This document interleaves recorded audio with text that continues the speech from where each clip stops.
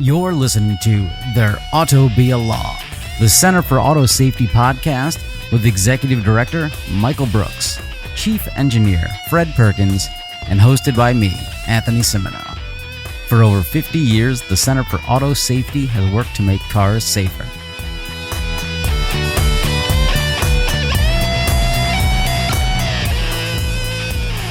Hi, listeners. Welcome to the only podcast that will give you a free recipe to cook a cat or a dog. No, I'm kidding. It's the Center for Auto Safety podcast. And well, it's not free. Come on. Nothing's free.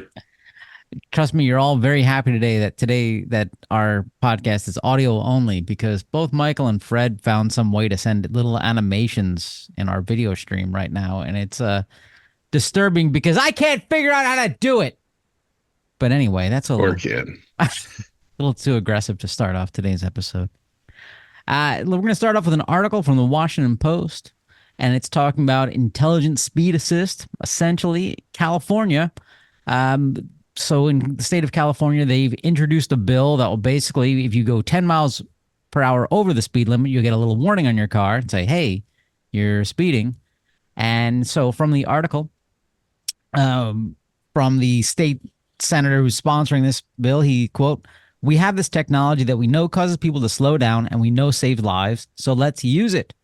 This is pretty good, I think. But then you have people later on saying, this intrusive legislation threatens your driving experience and personal freedom to run over people. There was a local person from San Francisco, a local rep, said, "There are people who said to me, if I want to risk getting a ticket, that's my decision." I would respond and say it shouldn't be your decision whether you put someone else's life at risk. I think this is a great little thing, but, then there's people like, this is the nanny state coming after me. If I want to do 95 in a school zone at 7:30 a.m., it's my right to kill little Billy and Janie. That could just be my interpretation. I note the accent. It needs a little work, but still, that's fine. Hey, I just updated the software on my Subaru, and all of a sudden when I was driving around yesterday, a little icon popped up on my screen that said the speed limit was X and you are driving at Y. And I thought I've never seen that before. And then when I was below the speed limit, my actual speed was in black. When I went above the speed limit, my actual speed was listed in yellow. And then when I went 5 miles an hour above the speed limit, which I only did for investigative purposes, of course, the actual speed was listed in red. So this is actually being done on my car today. And I thought it was fascinating. It was really interesting. So this is directly related to what you were just talking about. There's no controls on my pedals, but at least the information is being presented there. So my question for Michael is, if this actually passes in California, if Gavin Newsom says, oh, okay, we'll go on the advocates of safety this time, and California mandates this, wouldn't that de facto ipso e pluribus unum make that essentially happen for the entire country? Well, I mean, unless automakers only want to make ISA or intelligent speed assistance available in California, which they won't do because it's too much of a pain. And I think that, I believe the bill says they want it by 2030.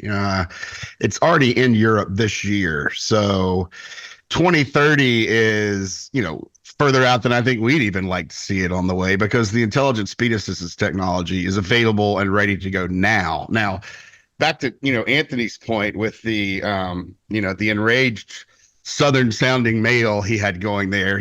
Some people believe it's their right and freedom to speed. It's not. Those people are uneducated and, quite frankly, they're selfish and probably bad drivers. In the middle, we have, this bill. We have a lot of other safety groups, I wouldn't count us in this bunch, that support intelligent speed assistance that's simply going to warn drivers when they hit a certain speed over the speed limit, say 10 miles per hour, maybe annoy them with bells and whistles, but not do anything about it. There's another way there where maybe your gas pedal pushes back on you when you're 10 miles per hour over the speed limit and says, no, you can't speed. But we are kind of in another category, I think, because ultimately all of those proposals allow drivers to turn the system off, which is exactly what you don't want. Problem speeders, if all they have to do is hit a button or go into their control menu and turn off a feature every time they drive their car, they're going to do that. They're going to keep speeding, and they're the ones we're most concerned about, causing high-speed collisions that leave a lot of trauma in their wake. And none of these address that issue. And it may be the most critical issue of all. If you pass intelligent speed assistance, whether it's legislation or, federal regulations, and it allows an override switch for the worst of the worst, it's not going to have the impact that it should. And innocent people are going to be continued to be killed by speeders. So, I think it's great that Fred has little warnings in his car. I do think that technology will prevent some people who are conscientious and pay attention to their speed from exceeding the speed limit and possibly getting themselves into trouble. But I don't think it's going to address the real bad guys here.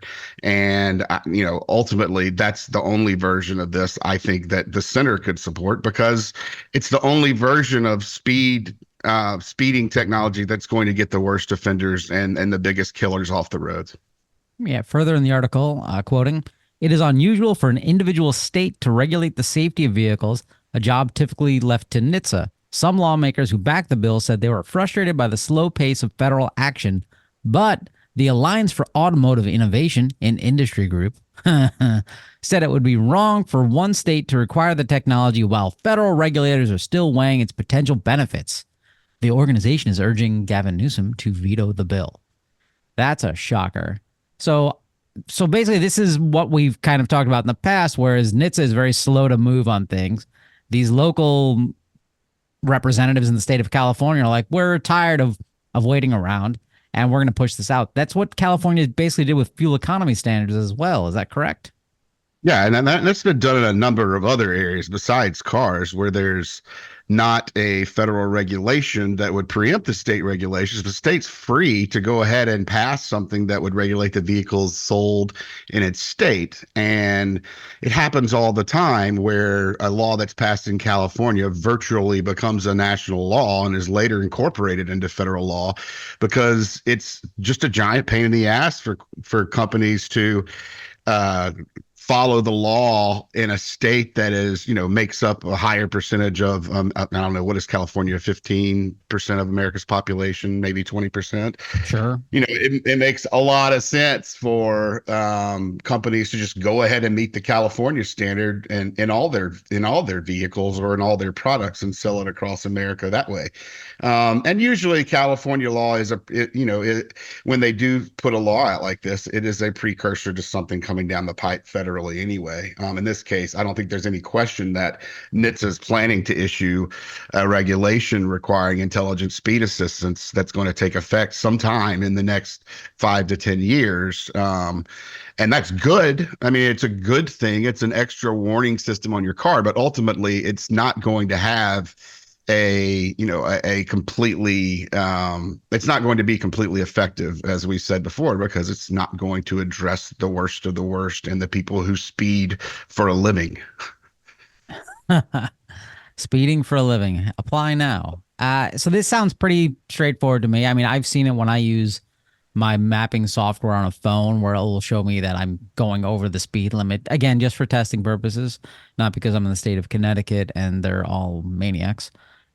But I don't see how this is a problem. I think people, especially those driving in the state of Connecticut, need to be reminded what the speed limit is and maybe slow down, so people who don't live in the state of Connecticut are not crying and screaming as everyone's whipping past them really fast.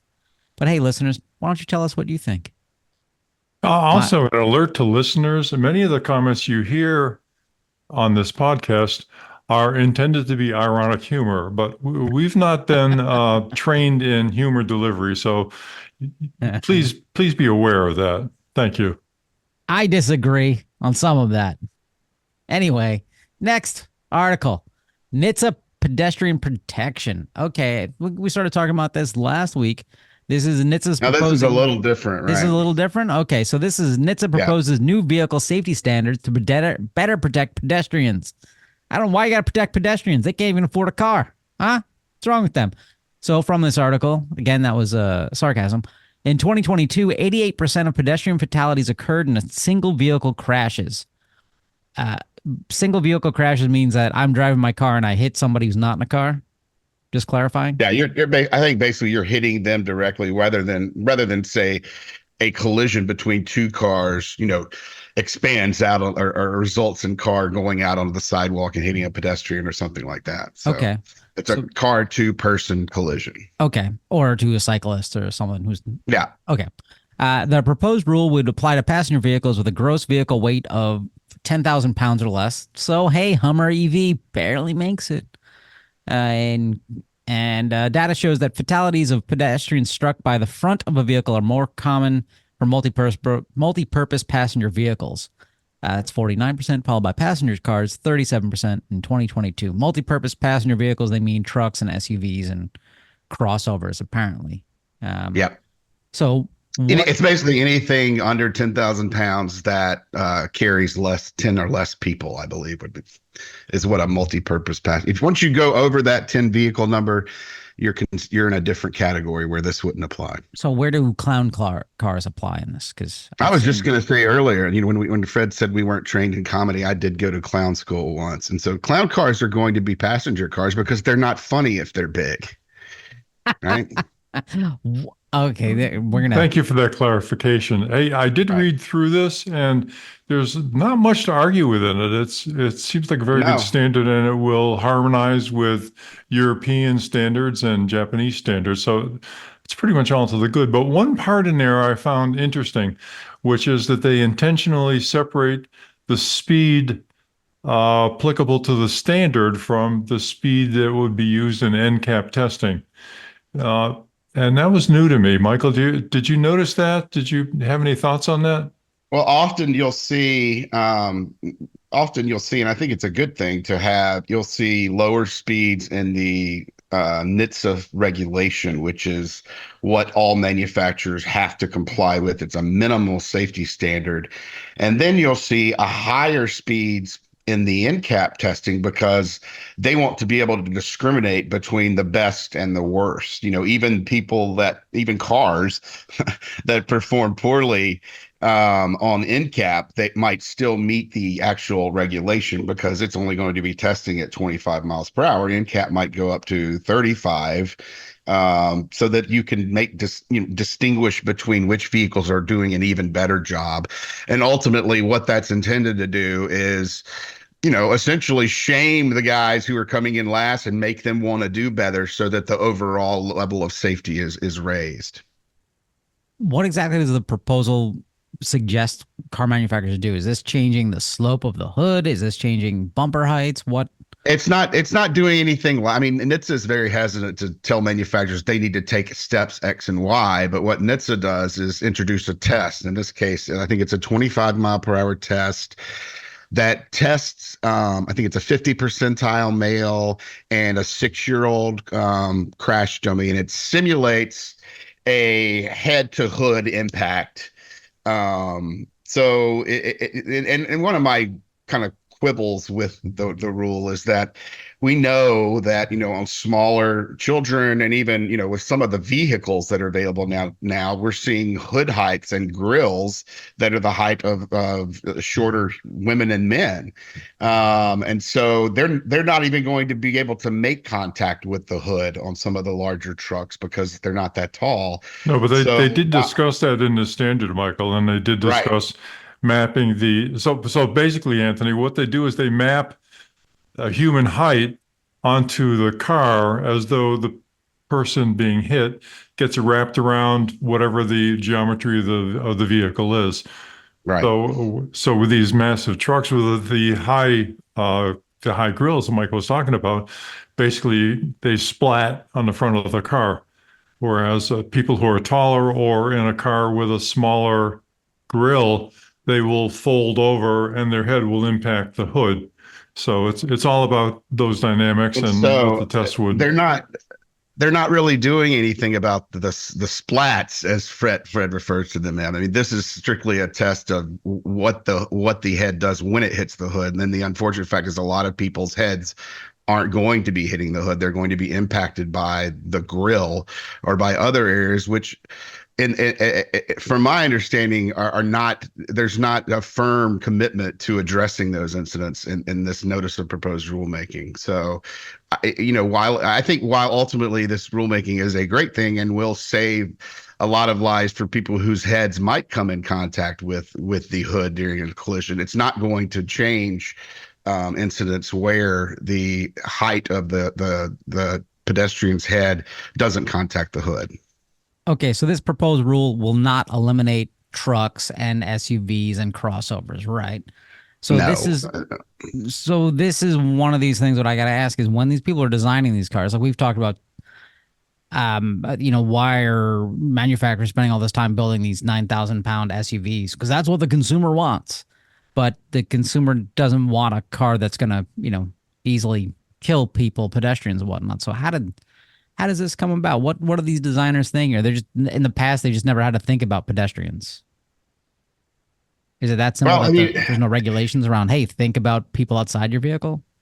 I mean, if you consider, I guess, the history of auto safety, it wasn't until almost 1970, after decades of vehicles on the road, where we even started to consider what crashes were doing to the human inside the car. And we're still battling to get, sound and effective regulations in place to protect people in cars. The idea that pedestrians needed to be protected by the car structure itself is somewhat new. I mean, Europe was, again, out in front of the United States on this issue, and probably a few other countries, by putting in, pedestrian crashworthiness standards that did things like I believe this rule's intended to do, creating, softer but not too soft hoods, because there's a chance that you'll, a hoods that's too soft can allow the pedestrian's head to make contact with hard engine components. So there's a middle ground there that I think they're trying to achieve with this standard, to make hoods and bumpers the least damaging they can, with accounting for both the vehicle's size and speed, and also how close how protective is the hood of allowing the internal components of the engine from making contact with the pedestrian. So there's a lot of considerations here, and it's a difficult standard. And they note this standard is going to be coming into play right around the same time as the new pedestrian automatic emergency braking rule, which would require vehicles that detect a pedestrian to be stopping anyway before they even reach this point. So it's going to be quite some time before we see what the results are here. So you're saying in 1970 things started to change. What happened then? Oh, it was the creation of the Center for Auto Safety. There we go. If you'd like to continue to support this work, go to autosafety.org and click on the donate button. Back to you, Mr. Perkins. It looked like you were going to say something. Well, I was just going to say that, as Michael pointed out, that the U.S. is essentially being dragged into this by the European community and the United Nations, UNECE, European Commission on something, that has been working on this for many, many years. The U.S. industry is losing out the market in Europe because the cars would not be compliant with the European standard unless and until this rule is in place and affects the design of American cars. So there is an economic incentive behind this as well. The result of it is going to be cars that are safer for pedestrians and will actually expand the market for American cars into Europe. Aha, take that, Mr. Iacocca. Safety does sell. Yeah, and you know what? Some of you folks out there probably already have vehicles that are European manufactured that comply with the European standard. So I don't know which ones they are, but generally that's how cars work. Some companies manufacture them to meet the standards of multiple countries where that's possible, so that it makes it easier for their supply chain. Taking away my freedoms. Let's go to a different So there's an article in Electric that talks about cyclists should actually roll through stop signs instead of coming to a complete stop. And so there's a sentence in here that's confusing to me. It said, encouraging increased cycling, whether on electric bikes or good old-fashioned acoustic bikes. Huh? Did It's AI you write know this article? no I think that the writer there is deploying some of that same humor and sarcasm that we talked about, but you're just not getting it, right? Yeah. Or maybe they're putting playing cards in their spokes. Brrr. Right. That Yeah. was fun. Yeah. I never did that as a kid. I didn't, we didn't know that until I We saw some did. We movie. used playing cards, baseball cards, and even aluminum soda cans work pretty well too. Well, yeah, balloons are really great too, but they don't last very long. Man. So the article basically talks about saying that it's safer for drivers and for cyclists to roll through a stop sign. They have to take some time to educate drivers because this forces drivers to Yeah. stop and pay attention more. So, from the article, quoting, the main takeaway from the study is that a rolling stop law allowed people biking to do an action they preferred in treating a stop sign as a yield. And once drivers were educated, intersection interactions between people biking and driving were no more dangerous than before introducing the law. Now, I've This in ridden. Mad Magazine, I thought that was no longer being published. Yeah, so I've driven on a bicycle on the streets of DC, and the cyclist I was following, he didn't stop at anything, and I was trying to keep up with him. And I never rode a bicycle through the streets of DC ever again. Is this a real thing? Is this Well, I mean, look, the study, it's a study. So and it's a study that kind of hinges on drivers being educated to expect this, where that's always a hard thing to do, is educating drivers to take proper actions. I mean, essentially the conclusion of the study is it's safer for bikers to are using this, they call it the Idaho stop. I'm still not sure why, but it's called the Idaho stop. because the law was Um, first introduced in the state of Idaho? there you go. It's an Idaho stop, and they treat stop signs as yield signs. And what you have to do is educate all of the drivers out there that bicyclists are going to have the right of way. And in my driving, I try to do that anyway because I'm incredibly scared of hitting cyclists and pedestrians, and I want them to just do whatever they need to do and get out of my way so I can keep moving. But in this case, I don't know. I think there's a hump there for education, and you'll see things like there's a big difference in being a pedestrian in Portland, Oregon versus Birmingham, Alabama. In Portland, I remember my father, after driving the first time there, was like, these people just walk right out into the street right in front of you. I was like, yeah, because they have the right of way there versus, what you might be used to where pedestrians wait for the cars to go by. So, ultimately, yeah, it would work great if you put the Idaho stop into play and let bicyclists roll through stop signs. But it's critical that you at the same time educate all the drivers out there. And that's really the hardest part of the whole thing. If I may respectfully Please. disagree with the author, this is just batshit crazy. Cyclists are incredibly exposed, and I would bet a nickel, which is about my limit, that the author of this either is not a cyclist or is a takeout delivery person in New York City. I can't see any justification for this at all. This is just nuts. Well, speaking of nuts, let's do a little gaslighting. How's that sound? Oh, I like that segue. That's good. All right. So I'm gonna kick off because frequent listeners to the show know that I tend to choose GM Cruise, but lately, if you've been paying attention, I've switched it to ARK Investments, ARK Investments or Capital. I don't know what they are. They're a bunch of bullshit artists. And in their weekly newsletter this past week, they talked about the magic of self-driving cars, and it's just going to happen, no problem. And they did some math, and I applaud them for trying to do some math. But this is where they gaslit us. So from their newsletter, it says ARK estimates that to be competitive with Uber, Tesla, or Waymo, you might need only 10,000 cars to offer similar levels of service in a U.S. city. This is talking about any robo-taxi service. That basically to compete with Uber, Tesla doesn't make a self-driving car. They don't make a robo-taxi. They're claiming they're going to announce one in October, or Waymo. They only need, a company would only need 10,000 cars to offer similar levels of service in any U.S. city, suggesting a capital investment of $250 million.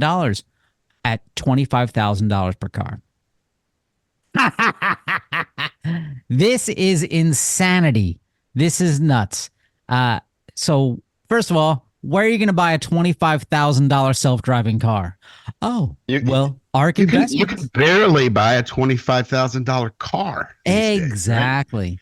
But hey, ARC Investments, who's a big pumper of the dumper of a stock called Tesla, uh, they came from Elon Musk claiming that, hey, gonna have a $25,000 car coming. And I think he's been saying that since, since pre-pandemic. That's what we'll say. Pre-pandemic, he's been making this claim. And so ARC's just like, well, yeah, this guy said something, so that's how we're going to do the math. I mean, this Well, math. to be fair, Anthony, Please. you can go to Hertz and get one of their no longer wanted Teslas for probably a lot less than the $25,000, because Hertz found out that nobody wants to drive the damn thing, so they're unloading them as fast as they can. But it's not a robotaxi, is it? Because they're claiming you can get a That's not what robotaxi. Mr. Musk says. Well, anyway, this is absurdist performance art. This is really the SEC should be investigating ARC Capital, because this is blatant, pumping of a stock. This is just pure nonsense. This is straight up lies. Kathy Wood, ARC Investments, you're my gaslight of the week. Next up, let's go with Mr. Fred Perkins. Why? Because he's not looking at his phone right now. Well, and we also have a new candidate for the Gaslight Award this week, which is Forbes magazine. Forbes magazine, you may have heard of that. The particular article is called From Innovation to Reality: How Autonomous Trucks May Revolutionize Transportation and Logistics. Interestingly, the title actually belies the article because it uses the word may, which is already a weasel word saying, well, this could happen, but maybe it won't happen. It's written by, excuse the pronunciation, Derek Mahan, who is the EVP, and I'm not sure what that is, and CEO of Werner Enterprises, a big trucking company. So anyway, he starts with a purported basic fact, quoting, AVs are everywhere. As a result of extensive testing, they drove nearly 70 million miles on public roads by the end of 2023, equivalent to driving across Route 66 more than 29,000 times, close quote. It's my understanding that the actual number is zero because there is no self-driving, unsupervised truck that's on the road now, as far as I know. Am I missing something? Possible. Then they go on to say, today's transportation sector leaders are collaborating with technology providers to refine and validate their solutions with drivers. Evident in a recent study that found the demand for autonomous trucks is estimated to reach 6.9 billion by 2028, a 109% increase from 3.3 billion in 2023, close quote. Well, the actual market was zero in 2023 because there were no autonomous trucks on the market. So I'm not sure where this is coming from. Maybe they're talking about trucks that had human supervisory drivers, but those are not autonomous trucks. Let's see. Not only do they offer solutions improving driver safety, but they also help make driver roles more desirable by enabling drivers to spend more time at home and have more regular schedules, addressing long-held complaints within the industry, close quote. Wait, I gotta jump in there for a second. Okay, so we're getting rid of the driver, but this makes being a driver more desirable because you don't have to do anything and you can stay home. So are they saying that these trucking companies are going to pay these guys to stay home and not drive? That's what he's saying. But, of course, the truth is that what would happen is if you have autonomous trucks that actually work on the highway and are safe, they'll be used on main lines where there's a lot of volume and they make sense and they can go to depots and do all those things. So what would actually happen is that the undesirable routes which truckers have to use and, which bring you to undesirable places like, the top of Pikes Peak to deliver mining equipment, those would actually go to the human drivers because the the routes that are populated and very heavily used would go to the autonomous drivers. There's no economic incentive to build an autonomous truck that's going to deliver mining equipment to the top of Pike's Peak. This actually gets into the Tao this week, which is Jevons paradox. So I won't talk about this further right now. I'll just go back into the article. It says, quote, autonomous technologies like collision avoidance systems, automatic emergency braking, and advanced driver assistance are already widely adopted to support safety outcomes. They help detect when there is a risk of a crash or other incidents, alert the driver, and even help maintain vehicle control and initiate braking. This is a conflation of very different technologies. The automatic emergency braking has got nothing to do with autonomous drivers. Okay, so he's trying to take credit for a non-existent benefit of autonomous driving to say that we're already here and we're already doing this. A classic rhetorical device used by I would say conservative podcasters, for example, that conflates, two separate things and tries to make them equivalent. Let's see. Autonomous technologies are proven. Well, no, they're not proven.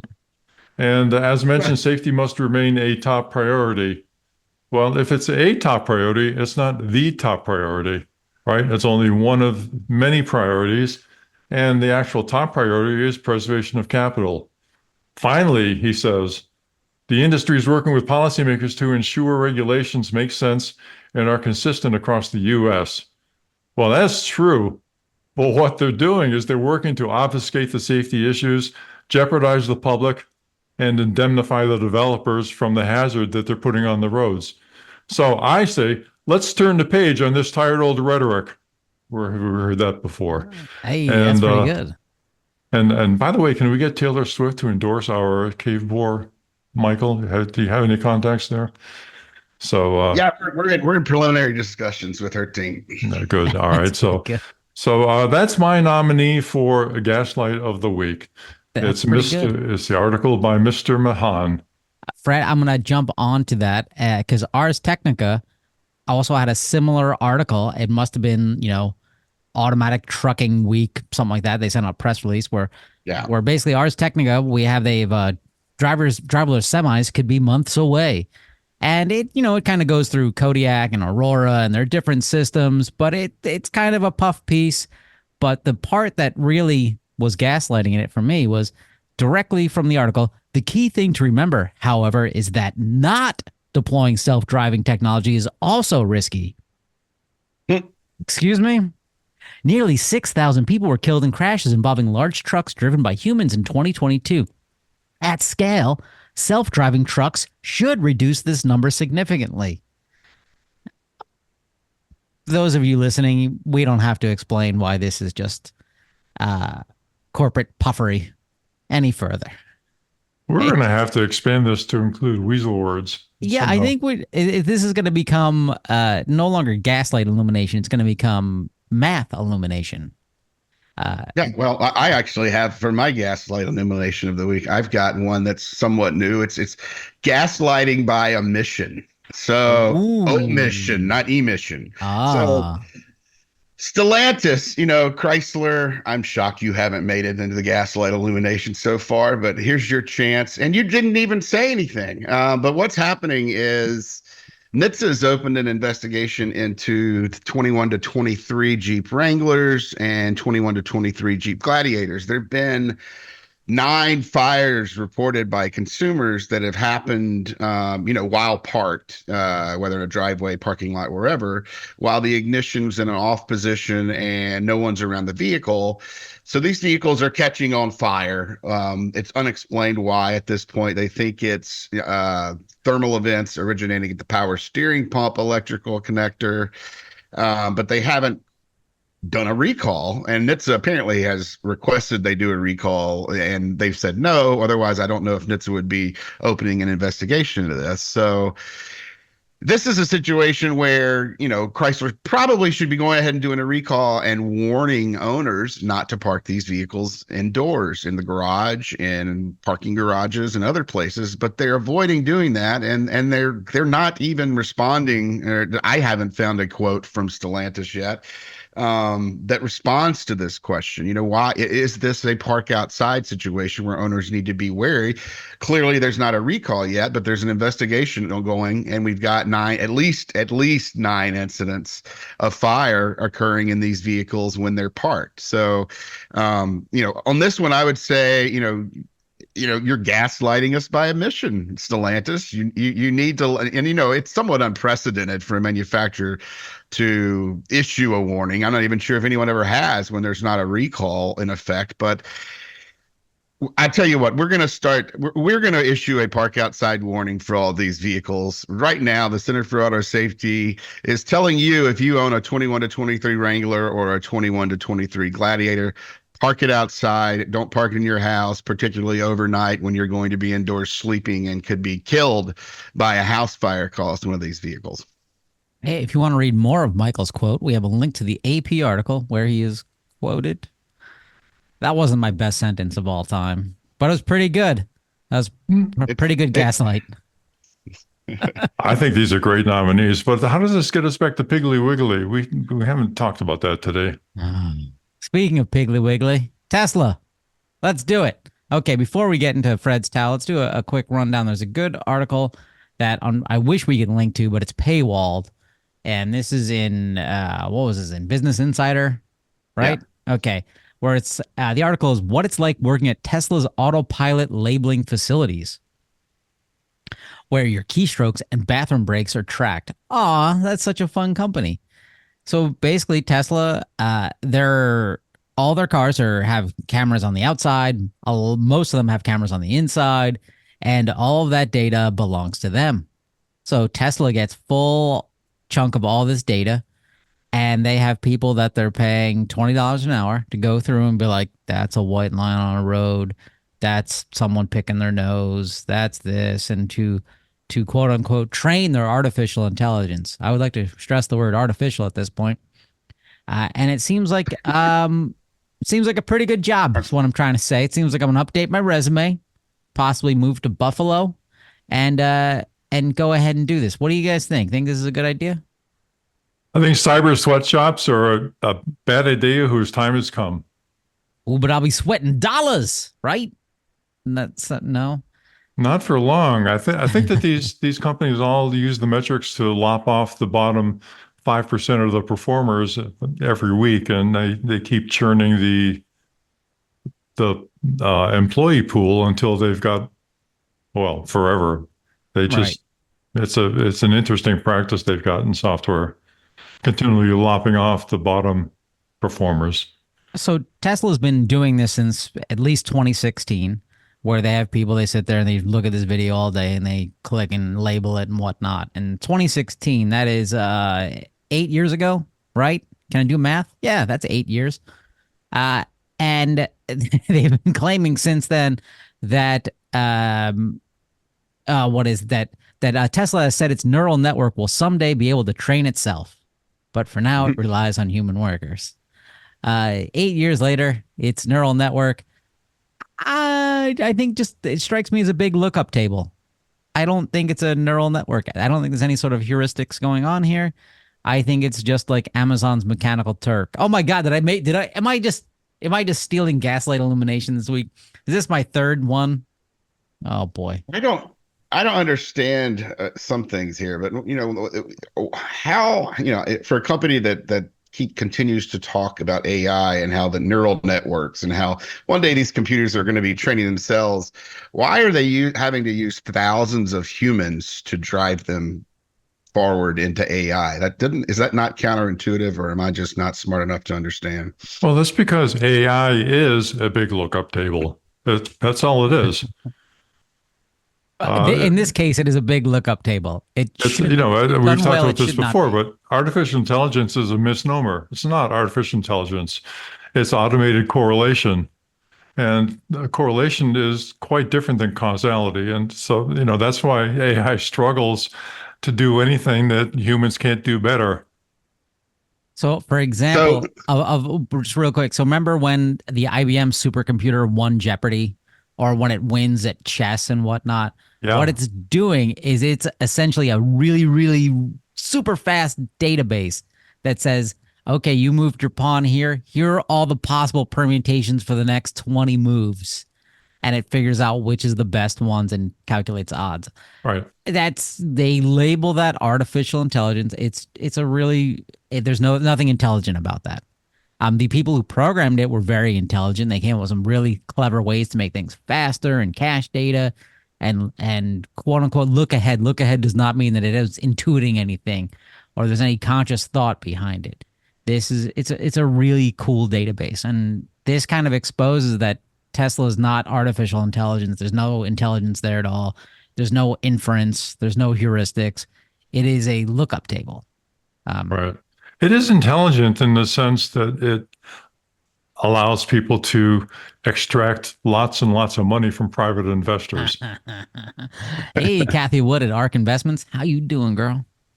So, I mean, from the safety perspective, this article and beyond kind of the workers' issues and the AI, the workers reported to the Business Insider that they were told to ignore no turn on red, no U-turn signs, meaning we suppose that they're not training the Tesla AI to adhere to those signs, violating laws and rules of the road, which we've already seen Tesla have to issue a recall on with NHTSA.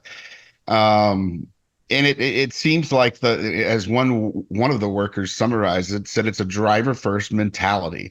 I think the idea is we want to train it to drive like a human would, not a robot that's just following the rules. And I think all of us would be on the side of training these vehicles to be robots that just follow the rules, because we don't need any more humans on our road. And the promise that all of these autonomy and AI companies are making to us is that ultimately the robot is going to drive safer than we ever could. And so we're safer hopping to a vehicle with the robot. We don't want to hop into cars that are driven by robots mimicking humans. That sounds like a terribly, poorly thought out idea. Shameful. So with that, let's go to the Tao, and you're inviting somebody named Javon. You've now entered the Tao of Fred. It sounds like an old Elton John song, isn't it? Javon's Paradox. Javon's Paradox, yeah. By the Well, Dashboard anyway, Lights. putting Elton John aside for the moment, Javon's Paradox is actually something that most of us are familiar with. So when an innovation occurs that makes some particular thing more efficient, then people tend to do more of it. And overall, the multitude of people doing the more efficient thing overwhelms the original efficiency. So, for example, in the 1970s, there was something called the gas crisis, right? And so the EPA required cars to become a lot more efficient, and gas mileage went way up. Cars use a lot less gas. This caused a depression this caused suppression of the gasoline prices and made it very cheap. And then because gasoline is very cheap, people started buying a lot of SUVs. And the number of SUVs that people purchased caused, even though they were more efficient thermodynamically than they were previously, there were just so many of them and they were so big that overall the consumption of petroleum products went way up. And this got us where we are today. So there's a lot of parallels. LED lights, you can even go into communications, for example, with the internet, right? Which originally was going to be a forum for free exchange of ideas. Everything was going to be great. Along with the newspapers, it would allow instant fact checking and everything was going to be wonderful. And it became a very efficient way of exchanging information. In fact, it became so efficient that people started using it overwhelmingly rather than buying newspapers. And it's caused the collapse of local news, also the collapse of fact checking, and really the destruction of what had once been a news industry with a lot of integrity and a lot of very large footprint, I should say. I'm struggling for exactly what that is. So that's Jevons paradox, that the efficiency of something, or increasing the efficiency of some desirable thing, actually destroys whatever it is that you were trying to improve. So this has applications for AVs, automated vehicles, because if in fact they're doing something that people really like, and I suspect right now there's already a competition going for the first child conceived in an AV in San Francisco. I don't know who that is, but if it's in fact doing something that people really like, people are going to use it a lot. And because they're going to use it a lot, it's going to overwhelm whatever that efficiency was that the AVs brought. Now, we've had trouble identifying exactly what that is because the AVs actually do nothing that a human driver can't do. But still, putting that aside, maybe the privacy or the perception of privacy that they've got in an AV will cause them to be overwhelmingly popular, and they will simply take over the cities. Well, then whatever benefit they've got goes away because you'll have streets clogged with AVs rather than streets clogged with self-driven vehicles. Uh, anyway, Jevons paradox. And mathematics, I'm sure you remember, Anthony and Michael, your experience with multivariable calculus. Yeah, you're talking to two guys with philosophy degrees. But yeah, let's go for it. Sure. Does that come after Calculus 101? Because I didn't make it. It did come after that, yeah. So anyway, in multivariable calculus, there's something called a partial derivative. Okay, and there's also something called a total derivative. Now, a total derivative considers the context of all of the variables in a mathematical problem and talks about the sensitivity of all of the variables put together in a big lump. It was very difficult to manipulate mathematically, so people came up with something called a partial derivative, in which they just extract one variable from that mess and look at what happens when you just change that one variable while leaving everything else constant. This is actually what Jevons paradox is all about. It looks at making one change in a very complex system, and then assumes that that very complex system is going to remain static while you change that one variable. Folks, that never happens. That's not reality. It's, in a sense, the difference between a digital simulation and an analog system. The digital simulation always tends to get you to the incorrect result much faster.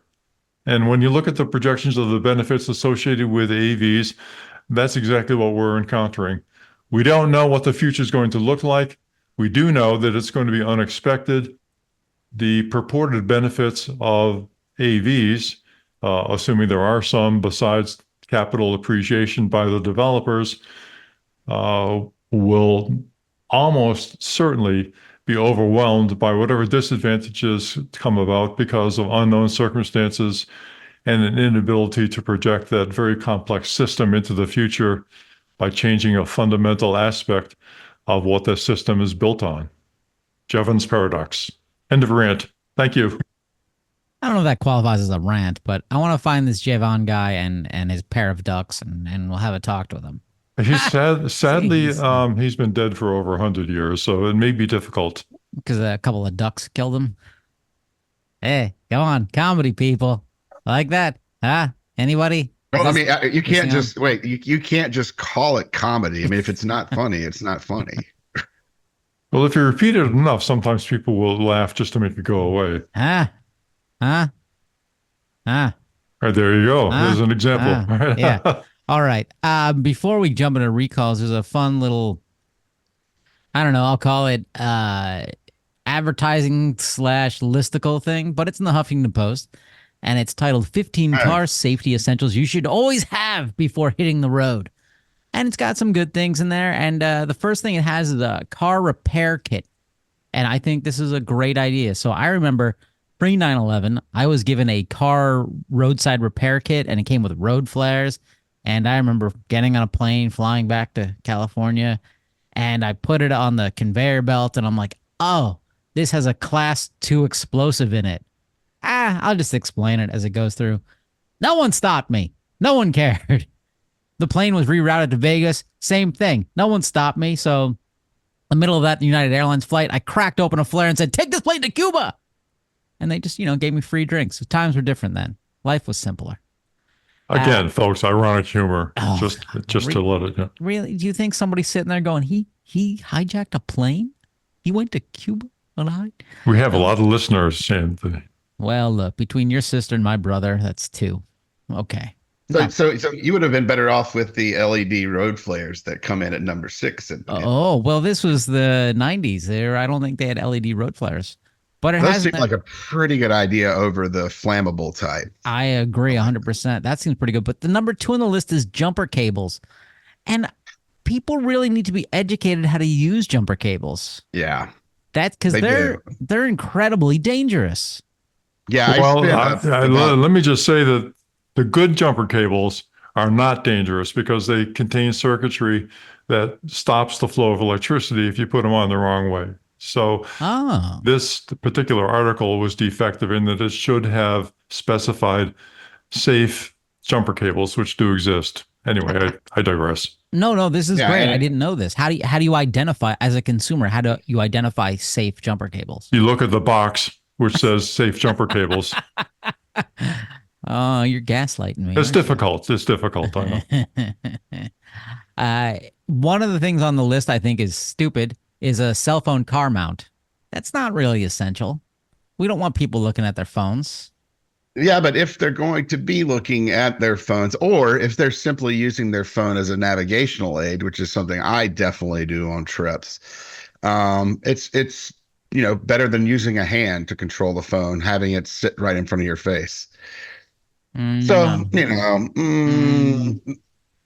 know. Okay, you can convince me. First aid kit, I thought that was excellent. I think choice. that's a good idea, and flashlight, great idea. I mean, the one thing that everyone needs to, there's the window breaker seatbelt cutter tool. These days, there's so many cars that have laminated side windows that you need to know what type of windows you have before you rely on a tool like that. If your side windows are tempered, those tools are great. They're going to shatter the window. But if they're laminated, those tools are useless. And it's better to have a crowbar or a small block of C4 explosive if you want to get out of the laminated windows. All right. That window breaker assumes that you've got tempered glass window. It would be useless in a laminated glass situation. And also, even though there are a lot of good individual suggestions in this article, if you put them all together, that's a big pile of stuff.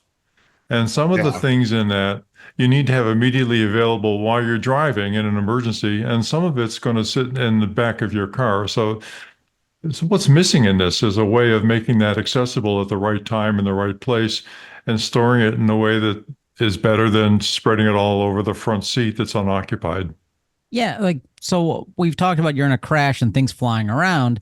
How do you store your crowbar and your C4? I guess your C4 is okay in the crash, but the crowbar, how do you stop that from flying? I actually carry a crowbar just in case, and it has come in handy for a number of things in my trunk, though. So it's not going to impact my head in a collision. In fact, I try to keep all loose objects in my car in my trunk, and unless I'm on a trip and it's not possible. And I was traveling 2 weeks ago and had a suitcase and water bottles and a backpack with a laptop in it and all sorts of other things inside the cabin. And there's no way around that. I just had too much stuff that I was taking with me. And, sometimes it's inevitable that you're going to have loose objects in the car. You should do your best to place them in areas where the smaller, heavier ones aren't going to come in contact with you. And the softer ones are the only things that are going to come in contact with you in case of a collision. But, that's a tough one. Well, Michael, I think we're both really glad that you came back from your doomsday prepper escape route, because in my trunk I had a backpack, a crowbar, all this stuff. What missing from the article, as a former resident of the San Francisco Bay Area, is a gallon of water. Because anytime I'd go over the Oakland Bay Bridge, I was like, well, that's my gallon of water in case the upper level collapses on me. And then one day my brother drank it. I was like, dude, what are you doing drinking my survival water? And he's like, it tastes old. Well, Yeah. Well, but it was water, whatever. Anyway, it's a fun little list. Like we've said, there's some things in here that are definitely worth having. The Road And Atlas, the adorable. Yeah. I mean, Road Atlas, if you're in a place where I guess your phone doesn't have a connection, Like that could come in Montana. really handy.